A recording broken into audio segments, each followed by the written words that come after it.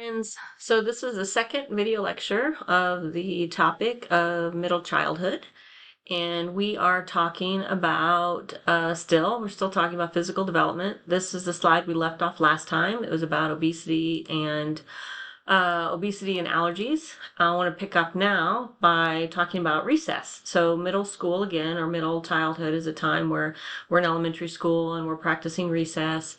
One of the things pointed out in the textbook is that we've seen in my course of my lifetime, there's been this sort of trend to do away with recesses and to bring recesses back.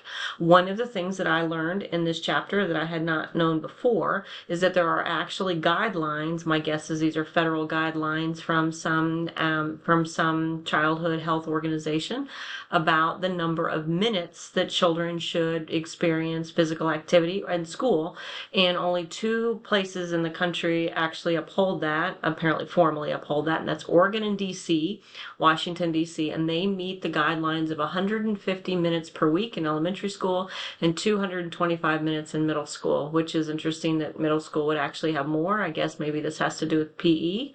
And the difference between like recess, which is described as unstructured physical activity, versus PE, which is structured physical activity built into the day with rules.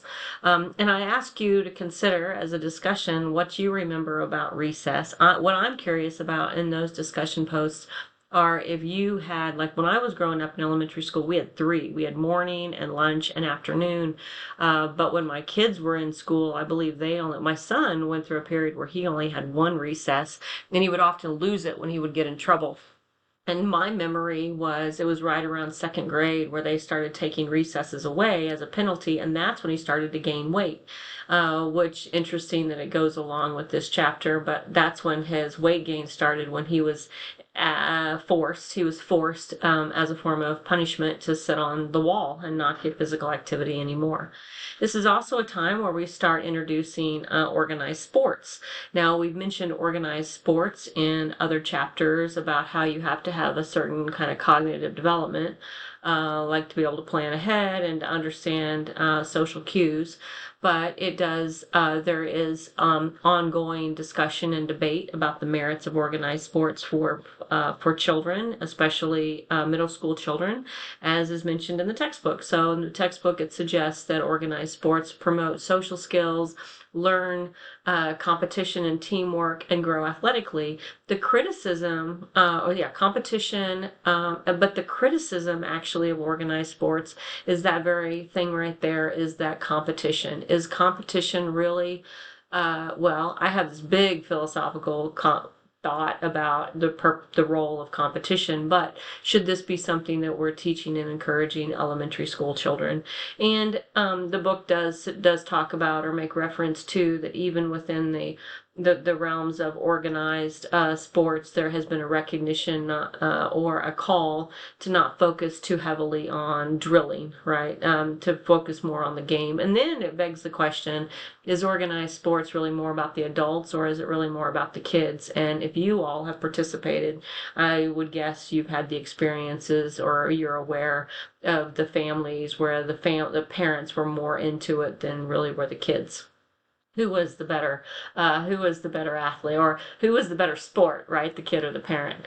But there is also data that links participation in organized sports to family life, to quality of life, emotional, physical development, the ability to win, the ability to lose, and certainly academics. We all know that the sooner a child is introduced to organized sports on a team, the better they're going to be, right? I put my daughter in gymnastics when she was 3 years old.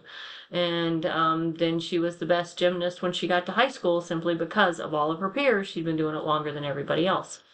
But then we also have to acknowledge that there are some sociological patterns with organized sports. Your book makes reference to the mentor-mentee relationship that girls and boys experience. Boys are more likely to recall or to identify their father as a predominant mentor in terms of their athletic development, but girls will identify their coach, not their father. So I think that's an interesting sort of observation, that boys are helped by their dads, but girls are not helped by their dads. Of course, it also costs a lot of money.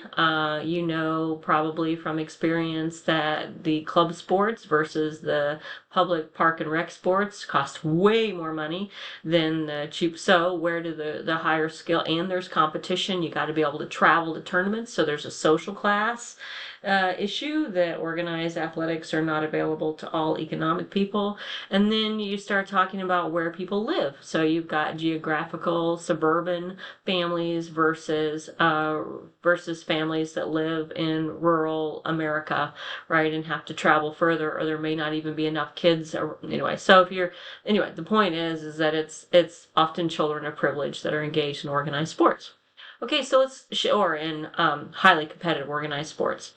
Shifting gears a little bit, let's talk a little bit about some of the other physical development things that we see in or middle childhood. We've got the diagnosis of nearsightedness or myopia, I believe is your textbook term. About a quarter of children, it says about 25% are diagnosed. About a quarter of middle childhood children will be diagnosed with nearsightedness. So that means they can't see far. All right, and they'll get glasses. We start to have fewer ear infections. There's a fancy word for the kind of your baby teeth.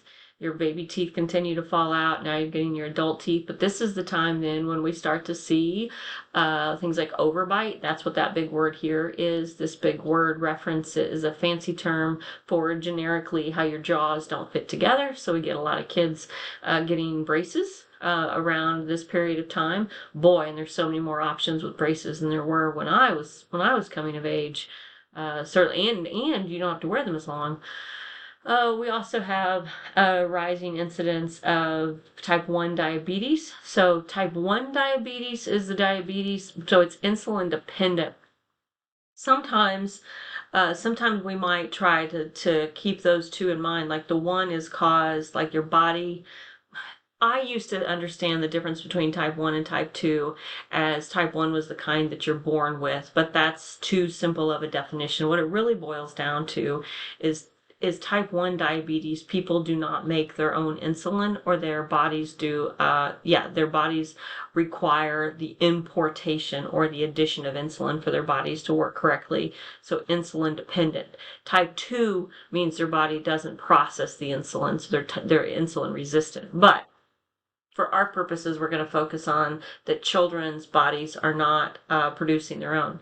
And then we also see a lot of asthma diagnoses during this period of time. There's quite an extensive discussion in your textbook about asthma, which is defined as chronic lung diseases where the bronchioles are inflamed, and so the bronchioles are then, I don't think that's the word, but then the body is very sensitive to irritation. So a person who has asthma, their bronchioles are already irritated. They are exposed to smoke or dust, and this causes their lungs to produce phlegm, and it causes the muscles to contract, and that's what we mean by an anxiety attack.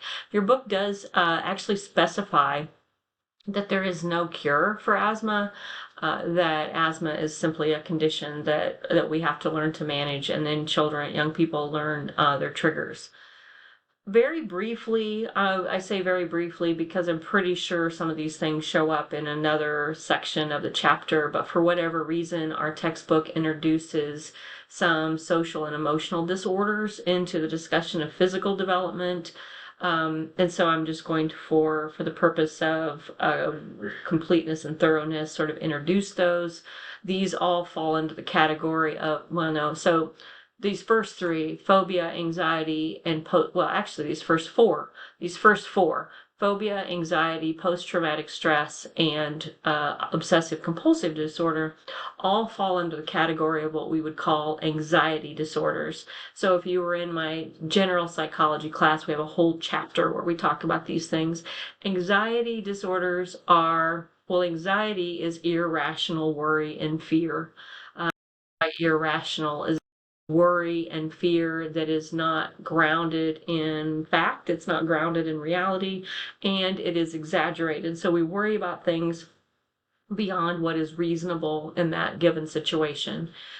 So that's your general category of anxiety. If you have a generalized anxiety disorder, it means you kind of worry all the time about everything, but you can also have specific kinds, or what would be called an anxiety attack is a sudden onset of anxiety that may be based on some sort of reality, but it is exaggerated and you can't shake it off. Phobia is a kind of irrational worry, but it's specific to either a situation or a thing. So if a person has, say, a phobia of blood, it's blood, maybe the thought of blood, maybe the seeing of blood, maybe the experience of touching blood that causes them to have this profound or irrational reaction. Post-traumatic stress is an anxiety disorder because it's about fear, it's about irrational fear, but it's a fear response in it's an irrational fear response based on some sort of trauma. And it's after the fact, that's the post, after someone has experienced this trauma, then they react. Sometimes, well, you have this whole list of things right here. So their body may be on hypervigilant. They may be constantly thinking about it. They may avoid situations, all because of this one thing that they've experienced, and they carry that fear into the current situation. Obsessive compulsive disorder is a kind of anxiety. It's a kind of irrational fear. But what a person does is they repeat the same sort of behavior as a way to calm that anxiety. So maybe you're irrationally worried that that you're sick. So you go down the rabbit hole looking at your symptoms. You have lots of doctor's appointments. That's not a very good one. Let's use a better one, that maybe you're a fear of germs and you have to wash your hands 15 times a day and you don't touch anything, and you're always using the point is it's the one thing you're worried about, and then you act repeatedly to overcome that. And then the last one on the slide here is depression. And I am doing a way too vague introduction of these concepts, but depression is simply defined as a persistent sadness or hope. The point is that we start to see these patterns of behavior in middle childhood. We start to see children who have anxiety, who have experienced post-traumatic stress, who have developed obsessive compulsive disorders already in these stages. I'm going to stop here simply because I'm watching the time and I don't want to rush too much in the others. And when in the next video, it's going to blend the two, physical and cognitive, but then I'll introduce some of the developmental disorders that come from this stage of life.